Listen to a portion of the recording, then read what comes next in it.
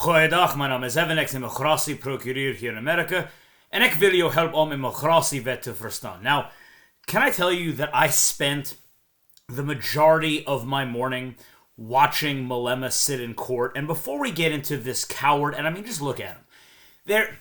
The fact that this man commandeers and commands so much respect just shows you that the respect he gets is from people who fall into the same ilk. He is getting respect from racists, from bigots, from communists, from socialists.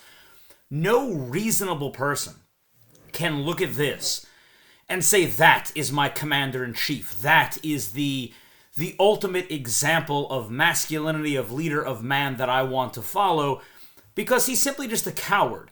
And before I get into that, let's just dance a little bit to the hearing this morning, which I thought that the U.S. legal system was boring. And, you know, I'm a law professor. I teach law students, and I tell them it's not what you see on TV. A lot of it is just boring stuff. Y'all, that was painful. It was painful because we didn't even come to a resolution. Went through all of that to be told we're going to come back tomorrow. In fact, I think the judge ended by saying, I read as fast as humanly possible. The fact that there needs to be like a summation of the entire case baffles, blows my mind, whatever. It is what it is. The long story short is we do not have any ruling today.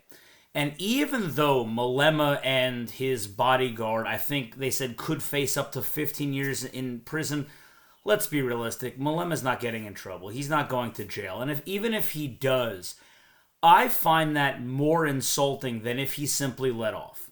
Because if he goes to jail for this, as I said in a previous video, it would be like, you know, his crimes are threats of committing a genocide.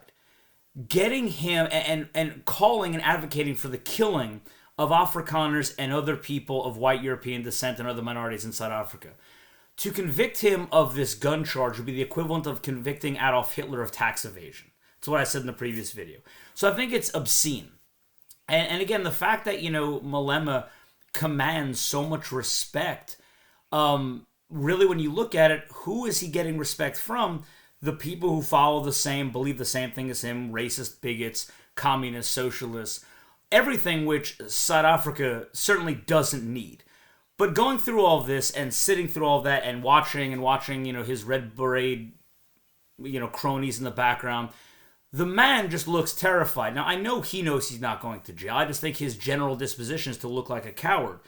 But as I read up on this case, to get back to Malema and all of this, I find it hilarious again because what was his defense? Oh, it was a toy gun and all of this. Well, what a big man flaunting around a toy gun, right? Every time this man or his group or ilk gets in trouble, there's always an excuse, there's always a reason, it's always a misunderstanding. They believe that black Africans in South Africa need to commit an ethnic cleansing, a racial genocide, and remove all whites, all imperialists, all capitalists from South Africa. Say that. Stick to your guns. Have some balls and say what you truly believe instead of every time someone gets in trouble, tap dancing back on it, or in interviews refusing to answer questions. But you could see that in his disposition as he sits there, and I watch this whole thing. So again, I'm really just venting because I find this to be upsetting. But again, there has been no verdict. There has been no sentencing. There's nothing.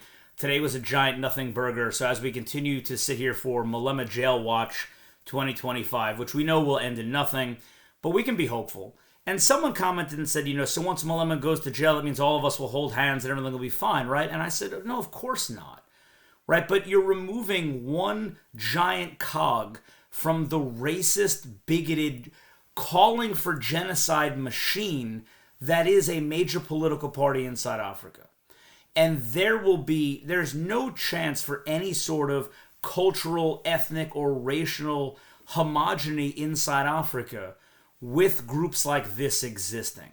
And in fact, I think groups like this have proven that you will never have the Rainbow Nation idea that was ever called for in South Africa. But that being said, I sat through this whole thing this morning.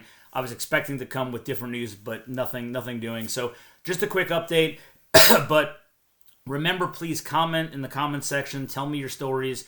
We need to continue to inform Americans about the calls for genocide that go on in South Africa by the government and by the citizens of South Africa, and make Americans aware so that we can continue to pressure our government here to do something to help Afrikaners and other ethnic minorities in South Africa. So as always, remember to like, subscribe, share. If you're not a member, consider becoming a member, and I'll see you for the next video.